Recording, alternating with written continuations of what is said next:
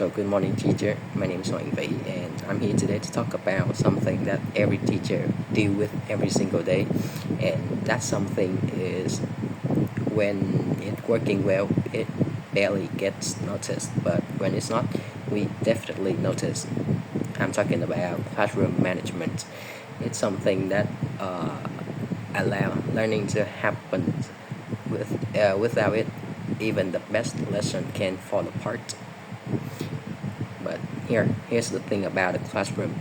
They are always very complicated. I mean, they're never just one thing. They are never just one thing happening at a time, ever. You might have every student working on the same assignment, let's say like a reading text, for example. But what exactly is going on? Some students may stuck on problem one, some are finished and look around, or some are quietly chatting. So as a teacher, you are not just teaching, you are reading the room, troubleshooting in real time, and like trying to meet dozen different kinds of needs all at once. It's kind of like being a coach, a counselor, a manager, and like a mentor simultaneously, and that is just one moment of the day. And of course, there's the fact that nothing ever goes exactly as planned. You could work in a class with a lesson you spend hours planning and it totally flops. Or maybe you finish it early than expected, and now you have 10 minutes to fill. Then there's a fire drill, surprise classroom visit, or suddenly one student like question turns into a meaningful discussions that shift everything.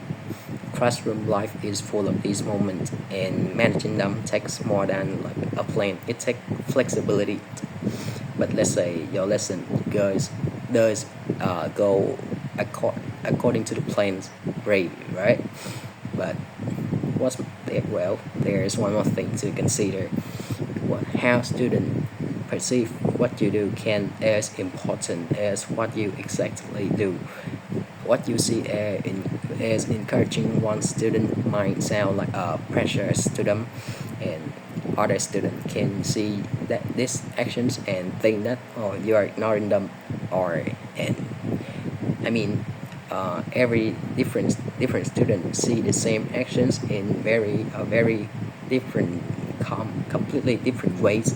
So, and those perceptions shapes the way they engage with us. And here's the big thing that we don't talk about enough. Students don't choose to be in school. Yeah, don't get me wrong, but it's not optional for them. I mean, showing up doesn't always mean that they are ready to learn. Yeah, I agree that most of the students love school, but for others it's hard. They might face challenging. They might deal with challenges at home, or they have never ever felt like succeed in the classroom before. That's where you come in, when you create a learning space that are like structured but supportive, calm but caring. So that's when students start to show up mentally, and not just physically. They start to feel like, oh, maybe I can do it. I can do this, and I can do this very kind of good at it. And when we create a classroom like that, we prevent the problem even they start, and we give every student a better chance to succeed, not just academically, but like physically, emotionally too. And that's all about my thought. Thank you for your listening.